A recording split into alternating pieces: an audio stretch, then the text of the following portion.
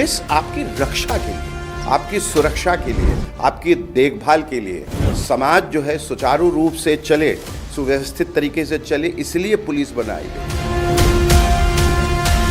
तो यहाँ की व्यवस्था देखी, यहाँ की सुरक्षा देखी, यहाँ की सफाई देखी, उसके लिए आप लोगों को सलाम। और दार बर गिरे, लाख आंधियाँ उठे, वो फूल खिलके रहेंगे। हाँ, आने के मेरे पास 2000 न आने के 2000 बहाने थे, क्योंकि मैं भी सोशल मीडिया पे जाता हूँ, देखता हूँ लोग क्या कह रहे हैं, और बुराइयों का एक भंडार है जो हिंदुस्तान ने करके दिखाया, और जो उत्तर प्रदेश की पुलिस ने किया वो कहीं और नहीं हो सकता। अद्भुत। पुलिस का क्या पक्ष रहा? आपको क्या लगता है कि इस लेवल पे क्राउड मैनेजमेंट को, इस लेवल पे आपके पुलिस ने 70,000 पुलिसकर्मियों ने पूरे देश को मैनेज कर लिया। नमस्कार, यूपी पुलिस के podcast series beyond the badge के एक और एपिसोड में मैं तनु उपाध्याय आपका स्वागत करती हूं। आज हम एक बार फिर महाकुंभ की धरती प्रयागराज से आपसे जुड़ रहे हैं।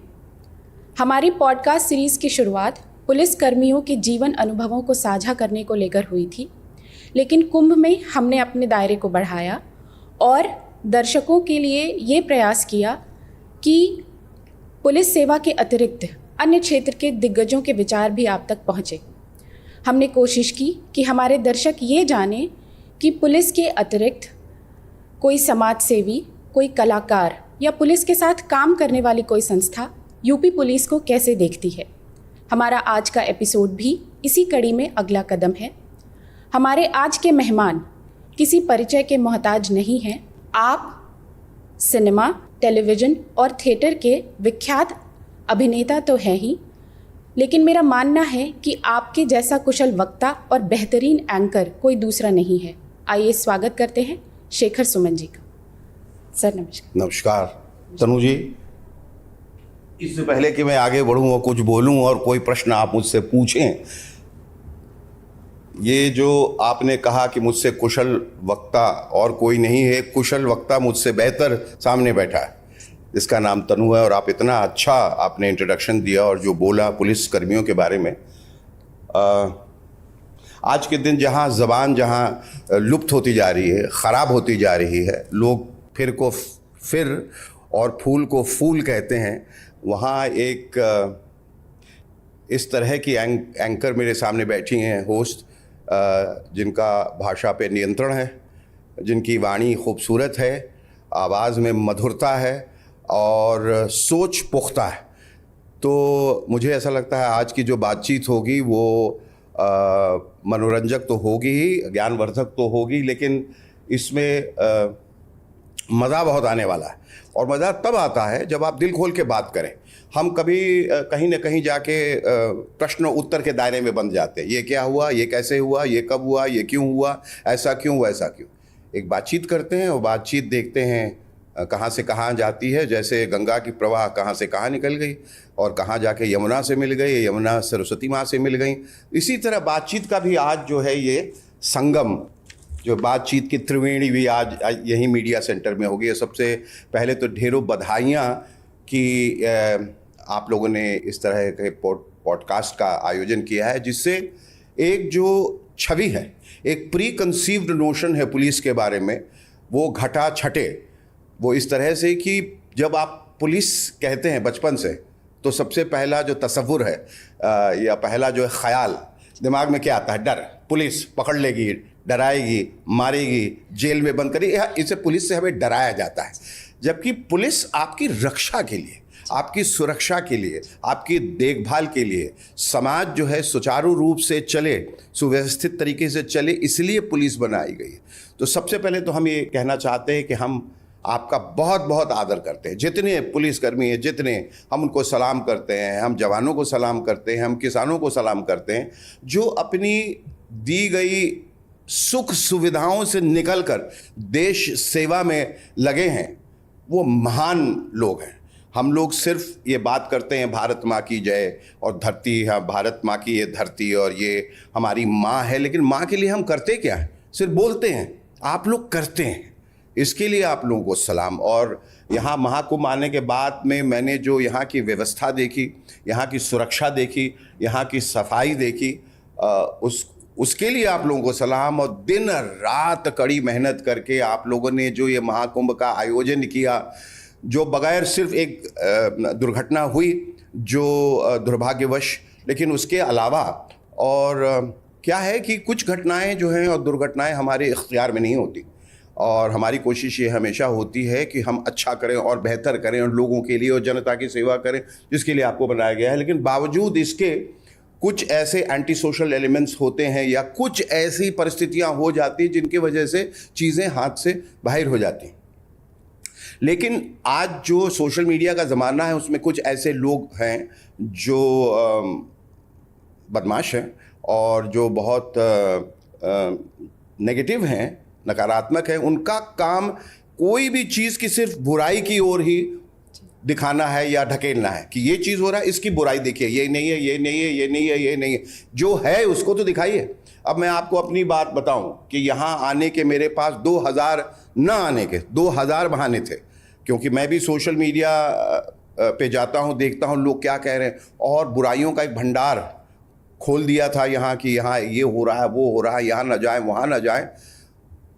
लेकिन वो कहते हैं कि हजार बर्क गिरे, बर्क समझती हैं, बिजली को कहते हैं, हजार बर्क गिरे और लाखों आंधियां उठें, वो फूल खिल के रहेंगे जो खिलने वाले हैं। हजार बर्क गिरे, लाख आंधियां उठे, वो फूल खिल के रहेंगे जो खिलने वाले हैं। तो मुझे यहाँ आना जो है वो आप समझ लीजिए ये नियतिबद्ध था, प्रारब्ध था। यहाँ मुझे आना था, महादेव ने बुलाया कि तुम्हें ये सब नहीं सुनना है, तुम्हें वहाँ जाना है। तुम्हें अपने परिवार, अपने बेटे अध्ययन सुमन के साथ यहाँ आ गया, और यहाँ आकर मैंने देखा और सिर्फ अच्छाई देखी, और इसके लिए आप लोग बधाई के पात्र हैं। और यहाँ से मैं बहुत तृप्त होके जा रहा हूँ, और एक स्पिरिचुअल क्लेंजिंग, स्पिरिचुअल अलाइनमेंट जिसको कहते हैं, उस वजह से। लेकिन ये बातें महाकुंभ के बारे में जितना बोला जाए, इसके व्यवस्था के बारे में, वो कम है। मुझे ऐसा लगता है कि आप लोगों का जो काम रहा है, आप सब ने मिलके, और ख़ास तौर पे जो ये महाकुंभ की महाकल्पना हमारे प्रधानमंत्री मोदी जी ने और उत्तर प्रदेश के मुख्यमंत्री माननीय श्री योगीनाथ जी ने की है, वो अद्भुत है और प्रशंसनीय, बहुत प्रशंसनीय है। क्योंकि इस तरह की व्यवस्था की कल्पना कोई कर ही नहीं सकता। पूरी दुनिया में मेरे ख्याल से इस तरह का जमघट, इस तरह का कॉन्ग्रीगेशन और इस तरह की अनुभूति और पहले कहीं नहीं हुई। मैं आपको बोलने नहीं दे रहा हूँ, अब आप बोले, मैं कॉफी पी रहा हूँ। सर, आप खुद बेहद शानदार होस्ट हैं सर, हम सभी ने आपको देखा है। मैं ये जानना चाहूँगी कि अगर मैं आपको टोकूं, मैं शानदार होस्ट वगैरह कुछ नहीं हूँ। अगर आप मुझे कह दें आप शानदार अभिनेता हैं तो इससे मुझे बड़ी खुशी होती, क्योंकि जो अभिनेता है वो इंसानियत के हर पक्ष से जुड़ा हुआ है, चाहे वो जज्बात हो, चाहे वो ज़बान हो, चाहे वो ज्ञान हो, विज्ञान हो, सबसे जुड़ा हुआ है।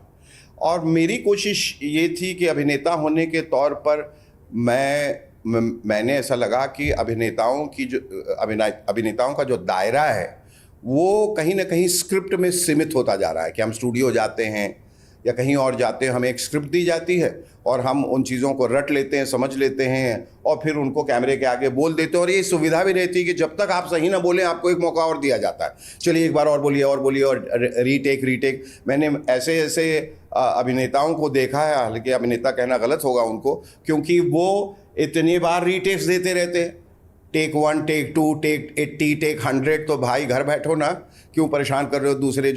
दूसरे सक्षम लोग हैं उनको मौका दो। आपको तो कोई हक नहीं है कि 100 बार आप रीटेक दे रहे हैं। बहरहाल मुझे लगा कि ये सुख सुविधा अगर हटा दी जाए और लोगों के साथ, जैसे मैं आप बैठे हैं, मेरे पास तो कोई स्क्रिप्ट नहीं है और मुझे ये मालूम भी नहीं कि आप मुझसे क्या प्रश्न करने वाली हैं, तो वो जो तत्परता है, वो जो जिसको कहते हैं स्पॉन्टेनिटी है, या उर्दू में कहते हैं फिलबदी, वो अगर आप में है कि आपने प्रत्युत्पन्नमति, वो है कि आपने क्या क्या पूछा कि और क्या बोला। ये नहीं कि घर जाके काश मैंने ऐसा बोला होता, काश मैंने ये कहा होता, काश मैंने ये कविता पढ़ी होती। ऐसा नहीं, जो आपने बोला, जो दिल से आया, और जो दिल से बातचीत होती है ना, जिसको आप होस्टिंग कह रहे हैं, वो एक बातचीत है, वो एक समीकरण है जो जुड़ जाता है। तो मैं अपने आप को होस्ट नहीं मानता, मैं सिर्फ अपने आप को अभिनेता मानता हूँ, और वही मैं हूँ। उसके अलावा और कुछ नहीं हूँ। ये सारी चीज़ें उससे जुड़ी हुई हैं। बहरहाल अगर आपने कहा है तो चलिए मान लेते हैं, प्रशंसा किसको बुरी लगती है। सर, ये जानना चाहेंगे कि कुंभ में बहुत सारे क्रिएटिव फील्ड के लोग, फिल्म मेकर्स, अभिनेता आए, तो आपको क्या लगता है कि किसी डॉक्यूमेंट्री या फिल्म के माध्यम से हम कुंभ को ग्लोबल किसी मंच पर और प्रसारित कर सकते हैं? ये तो हो ही गया, तो महाकुंभ है। तो ये एक बड़ा रोल प्ले किया है ये सोशल मीडिया ने। बस लोगों से सिर्फ ये दरख्वास्त है मेरी कि ठीक है, ट्रोलिंग वोलिंग ये तो होता ही रहता। आप करेंगे तो कहेंगे लोग, पुलिस ने देखो अपना काम छोड़ के सोशल मीडिया पे आ गई, अपनी लाल कर रहे हैं, अपनी बड़ाई कर रहे हैं, बियॉन्ड द बैज और विद इन द बैज, और ये इस तरह की बातें सब शुरू। उनकी बातें मत सुनिए। वही है कि कुछ तो लोग कहेंगे, लोगों का काम है कहना। तो सोशल मीडिया का जो गलत इस्तेमाल हो रहा है ना, उसको थोड़ा सुधारें और फिर देखेंगे ज़िंदगी में कितना मज़ा आने वाला। तारीफ़ करें लोगों की, प्रशंसा करें। हमने कहा कि बुराई की तरफ अगर जाएंगे या बुराई की तरफ इशारा करेंगे तो सिर्फ और सिर्फ बुराई दिखेगी। आंख बंद करेंगे तो सिर्फ अंधकार दिखेगा। आंख खुला रखें, रोशनी को महसूस करें और ज़िंदगी को रोशन करें, लोगों को रोशन करें। तारीफ़ करके देखिए कितना मज़ा मिलता है, और उस इंसान की जब आप उसको कितनी खुशी मिलती है और वो आपको कितनी दुआएं देता है। तो हम सब जो कर रहे हैं हम सब उसके भागीदार हैं। लेकिन फिर मैं वापस आ जाता हूं कि हाँ, 70,000 पुलिसकर्मियों ने दिन रात जो मेहनत की है, मैं आपको बता नहीं सकता है कि मैं कितना भावुक हो गया इसको देख के। कि हम लोग गाड़ियों में बैठ के निकल जाते हैं, एसी चला के, थोड़ा एसी बंद हो जाए तो हल्ला करने लगते हैं, ये नहीं वो नहीं, ये सुविधा नहीं, ये कमरा नहीं, हम कैसे जाएंगे। और ये लोग, मेरे घर का माली मुझसे पहले यहाँ 24 घंटे बस में बैठ के 20 घंटे पैदल चल के यहाँ आके 2 घंटे में नहा के वापस 20 घंटे पैदल चल के फिर 24 घंटे बस में चढ़ के वापस बम्बई पहुँच गया, और दूसरे दिन उसने रिपोर्ट भी कर दिया मेरे घर पे काम के लिए। मैं हैरान हो गया। मैंने कहा कि हम लोग किस बात के लिए इतना नुक्ताचीनी निकालते रहते हैं, हम लोग किस बात से परेशान हैं। इस इंसान को देखो जिसको 8,000 रुपये की तनख्वाह है, उसको कोई गम नहीं, कोई परेशानी नहीं, कोई दिक्कत नहीं, दुनिया कोई ताकत उसको रोक नहीं पाई। वो अपने पत्नी का हाथ पकड़ा और यहाँ चला आया और वहाँ वो डुबकी लगा कर वापस आ गया, खुश है। तो हम लोग किस लिए इतना शिकायत करते रहते हैं, किस लिए इतना क्रिप करते हैं? ज़रूरत नहीं है। हमें ज़रूरत है। इसलिए महाकुंभ में क्या है, एक पूरी पॉजिटिव एनर्जी जो साथ में आई है ना, उससे आप जिस चीज़ की मैं बार बार बात कर रहा हूँ वो ये है कि स्पिरिचुअल क्लेंजिंग, स्पिरिचुअल अलाइनमेंट जो है वो है। सर, ये जानना चाहेंगे कि अगर आंकड़ों की बात करें तो अभी तक महाकुंभ में लगभग 66 करोड़ लोग 66 जी कर चुके हैं। लगभग मैंने आधी आबादी हिंदुस्तान की। जी इतने लोग। और मुझे ये भी बताया गया है कि देश विदेश से तमाम जितने बड़े हेड्स ऑफ स्टेट हैं, कोई ऐसा नहीं होगा, कोई अनाम तरीके से, कोई गुमनाम तरीके से, हर कोई यहाँ पर आके गया है। और अगर मैं नहीं आता तो मैं अपने आप को जीवन भर माफ़ नहीं करता। और जो ना आ पाए हैं वो, मैं उनको बदकिस्मत तो नहीं कहूँगा, प्रभु की ऐसी इच्छा रही कि आप नहीं आ सके। लेकिन जो हम सब ने डुबकी लगाई है वो आपके सुख के लिए भी लगाई है। आप लोग नहीं आ सके, कोई बात नहीं, परेशान ना हो। हम लोग शायद थोड़े भाग्यशाली रहे, आप भी भाग्यशाली हैं। तो हम आपकी मंगल कामना, शुभ कामना की हमेशा दुआ करते रहेंगे, प्रार्थना करते रहेंगे।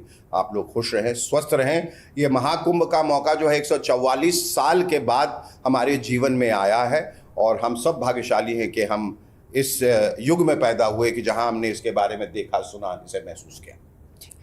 सर, मैं ये जानना चाह रही थी कि आपने इतने बड़े लेवल पे देखा कि श्रद्धालु यहाँ पर आए, श्रद्धालुओं ने त्रिवेणी में डुबकी लगाई, तो पुलिस का क्या पक्ष रहा? आपको क्या लगता है कि इस लेवल पे क्राउड मैनेजमेंट को, किस लेवल पे आपने, पुलिस ने 70,000 पुलिसकर्मियों ने पूरे देश को मैनेज कर लिया, मतलब आधे देश को। एक जगह जहां कितने, मतलब प्रयागराज की क्या आबादी है, क्या आबादी आप बताएं, 16 लाख, 20 लाख, 25 लाख जो भी होगी, उस जगह ये अकल्पनीय नहीं है कि 66 करोड़ लोग आए और गए। मैं आपको बार बार यहां पर बैठ के ये बताना चाहता हूं कि जो जो अफवाहें मैंने सुनी थी, जो जो बुराइयां मैंने सुनी थी, शायद मैं उन्हीं के साथ निहित रहता अगर मैं यहां नहीं आता।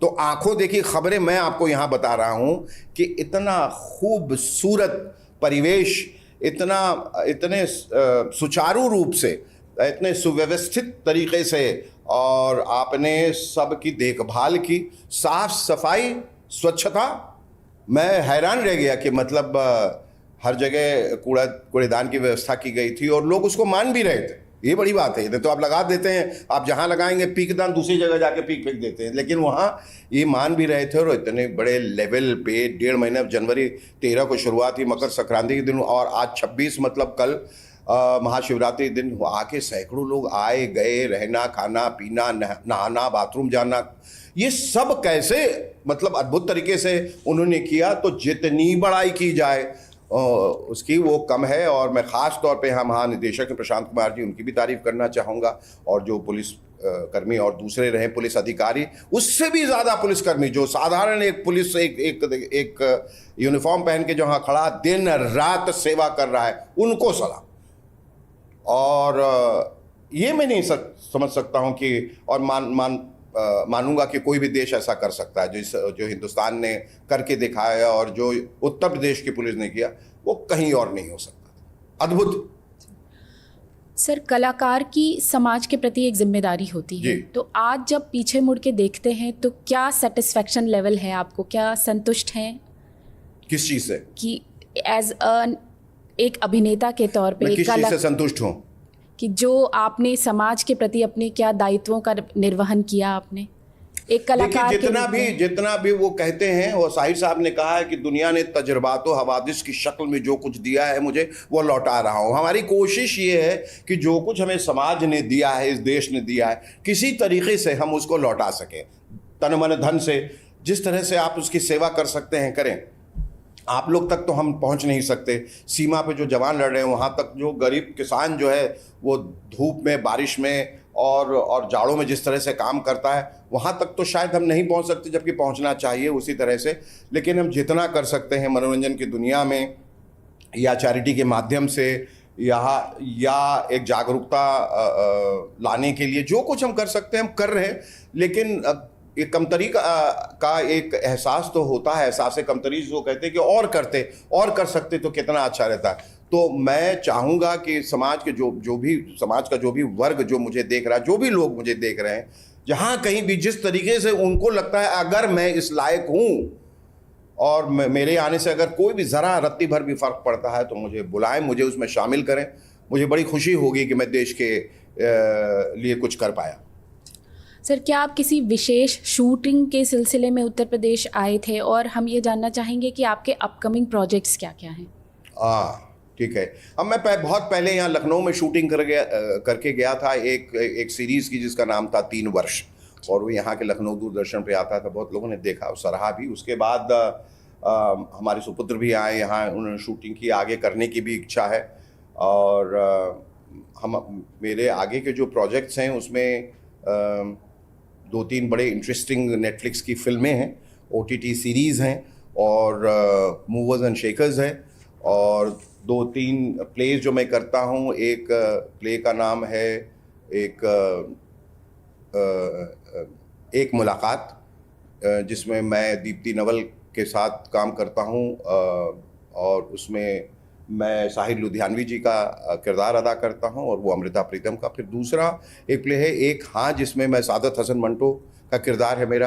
तो ये तो खैर लगातार ये चलता रहता है और कभी रुक जाता है कभी चलता है, लेकिन ये मूवर्स एंड शेकर्स को लेके मैं बहुत उत्साहित हूँ। और मैं अभी एक फिल्म कर रहा हूँ जिसका नाम है रिपोर्टिंग लाइव। वो मीडिया के ऊपर ही है और मीडिया में क्या क्या चीज़ें होती हैं और किस तरह से होती हैं और किस तरह से रिपोर्टिंग होती है। बहुत सारी चीज़ों की जो रिपोर्टिंग करनी होती है वो नहीं होती है, और जो नहीं करनी चाहिए वो होती है, और किस तरह का मैनिपुलेशन और किस तरह की दुनिया है ये और कितना इसमें बदलाव आया है उसको लेके है।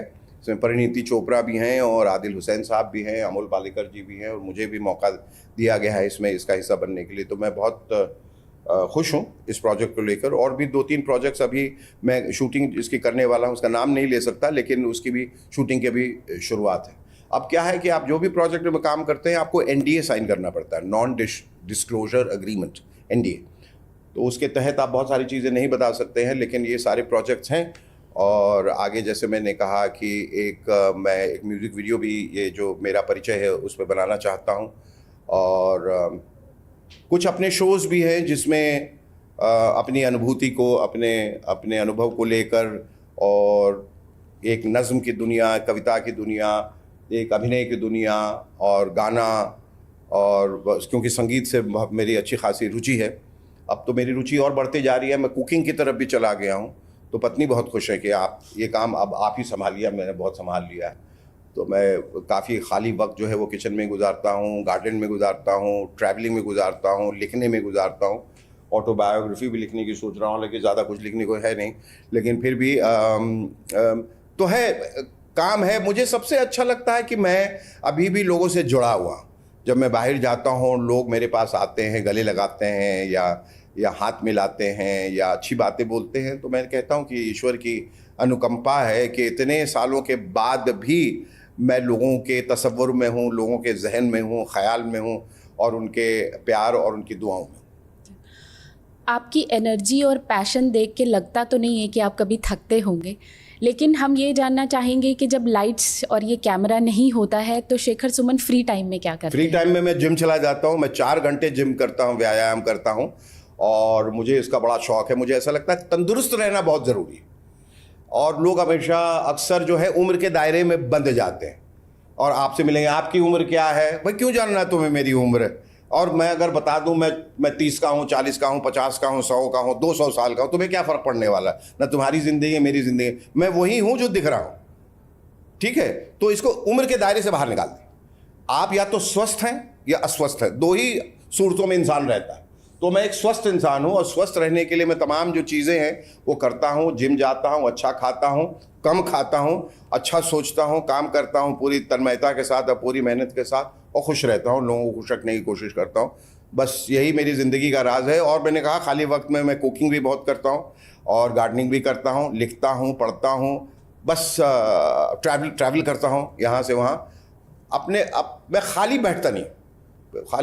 खाली जो है घर, वो मन जो है शैतान का घर होता है, वो कहते हैं। तो खाली नहीं बैठता हूँ, और कुछ ना कुछ दिमाग में उथल पुथल लगा रहता है, कुछ ना कुछ करता रहता हूँ।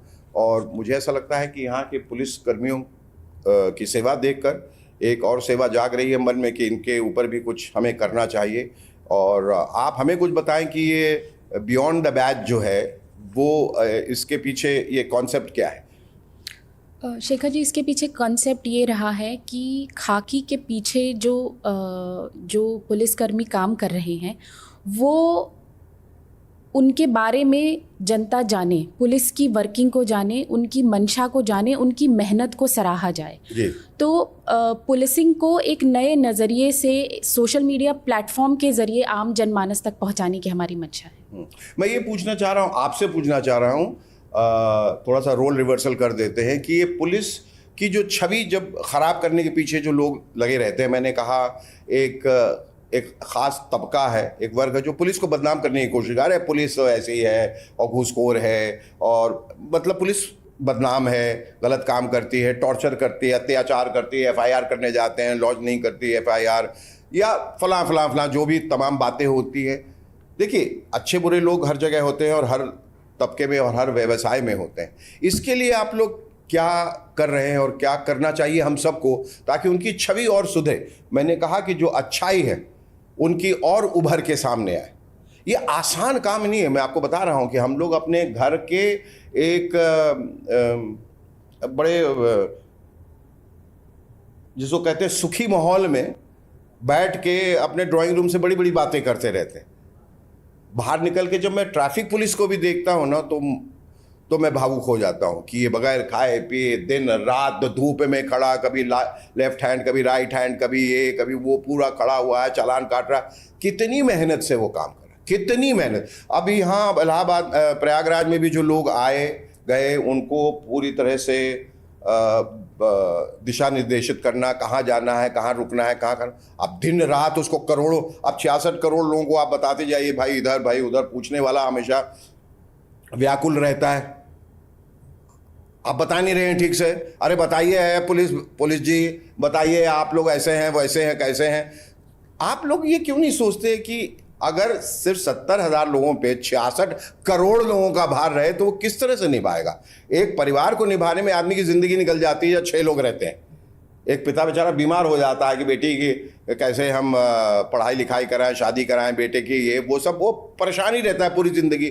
तो 66 करोड़ लोगों की देखभाल करने के लिए सिर्फ 70,000। सोच लीजिए अगर 66 करोड़ अगर परिवार में आपके हैं और 70,000 देखने वाले हैं घर में, तो किस तरह संभालें। बावजूद इसके उन्होंने संभाला, और ये छवि जो है ये सुधरनी चाहिए। और मैं फिर से दोबारा आप लोगों को और हमेशा बोलता रहूँगा कि यहाँ के मैं इतना प्रभावित हुआ हूँ यहाँ की व्यवस्था देख के, और जिस तरह से यहाँ जिसको कहते हैं रिलेंटलेसली इन लोगों ने काम किया है और लगातार काम किया, और जिस तरह से लोगों को संभाला है, उनकी सिक्योरिटी और जिस तरह साफ़ सफाई वगैरह, कहाँ उनको सोना है, कहाँ जाना है, कहाँ डुबकी लगानी है, सब इतने बढ़िया तरीके से, और कोई गंदगी नहीं। लोग वहाँ वीडियो डाल के ये गंदगी, वहाँ गंदगी, ये देखो क्या हो रहा है, ये गंदा पानी, ये नाले का पानी, सब गलत, सब गलत, सब गलत। सिर्फ अच्छाई और अच्छाई है, और आप सबों को यहाँ आना चाहिए था। नहीं आ पाए कोई बात नहीं, जब ये भीड़ कम हो जाए तब आ जाइएगा, अगले महाकुंभ में आ जाइएगा, 144 साल के बाद आ जाइएगा, लेकिन आइएगा जरूर। हाँ शेखर जी, ये जानना चाहेंगे कि जीवन में उतार चढ़ाव सभी के आते हैं जी, तो किस तरह से देखा आपने, और क्या चीज़ है जो मोटिवेट करती रही है आपको हमेशा? हार नहीं मानूंगा, रार नहीं ठानूंगा, काल के कपाल पर लिखता मिटाता हूँ, गीत नया गाता हूँ, गीत नया गाता हूँ। तो वही है कि मरण स्वीकार क्यों कर लूँ, अभी अरमान बाकी है, मुझे रंचक सभय करती नहीं शवघाट की ज्वाला, गरल छू होठ मेरे बन गए पीयूष का प्याला। अगर ये सकारात्मकता आप में है तो आप कभी दुखी नहीं होंगे। निरंतर काम करते रहिए बस, और ये समझिए कि समाज ने, इस देश ने आपको कितना कुछ दिया है, और एक निरंतर प्रयास आपका ये रहना चाहिए कि वापस मैं समाज को क्या लौटाऊं, देश को क्या लौटाऊं। दर्शकों को क्या संदेश देना चाहेंगे? दर्शकों को सिर्फ प्यार का संदेश देना चाहूँगा। मुझे ऐसा लगता है कि ये दुनिया जो है नफ़रत की दुनिया बनती जा रही है। इस दुनिया से मैं कम से कम वाकिफ़ नहीं हूँ। पटना जैसे छोटे शहर में बाबूजी माँ के साथ जब मैं पल बढ़ रहा था तो सिर्फ प्यार की ही बातें सुनता था। रिश्तेदारों से प्यार, दोस्तों से प्यार, पड़ोसियों से प्यार, लोगों से प्यार, वतन से प्यार, ज़मीन से प्यार, सिर्फ प्यार ही प्यार। तो बस इसी प्यार के भरोसे रहें। और एक गाना है शाहिर साहब का, अगर आप इजाज़त दें तो मैं सुना दूं, जिसमें मुझे ऐसा लगता है कि ज़िंदगी का समावेश है, और एक कविता भी सुनाऊंगा आपको जिसमें आप समझ जाएंगे कि पूरी ज़िंदगी का सारांश इसमें है। और गाना तो ये है कि मैं ज़िंदगी का साथ निभाता चला गया, मैं ज़िंदगी का साथ निभाता चला गया, हर फिक्र को धुएं में उड़ाता चला गया, बर्बादियों का सोग मनाना फजूल था। जो बर्बादी हो गई हमारे इर्द गिर्द उसकी अब दुख न मनाएं। बर्बादियों का सोग मनाना फजूल था, बर्बादियों का सोग मनाना फजूल था, मनाना फजूल था, मनाना फजूल था, बर्बादियों का जश्न मनाता चला गया, मैं जिंदगी का साथ निभाता चला गया, जो मिल गया उसी को मुकद्दर समझ लिया, जो मिल गया उसी को मुकद्दर समझ लिया, मुकद्दर समझ लिया, मुकद्दर समझ लिया, जो खो गया मैं उसको भुलाता चला गया, मैं जिंदगी का साथ निभाता चला गया। तो इतनी खूबसूरत बात जो है ये शायर कह जाते हैं या कवि कह जाते हैं कि अटल जी ने कहा है यक्ष प्रश्न, यक्ष का जो प्रश्न हमेशा रहता है जिसका उत्तर हम ढूंढते रहते हैं और हमेशा ढूंढते रहेंगे कि जो कल थे वे आज नहीं हैं और जो आज हैं वे कल नहीं रहेंगे।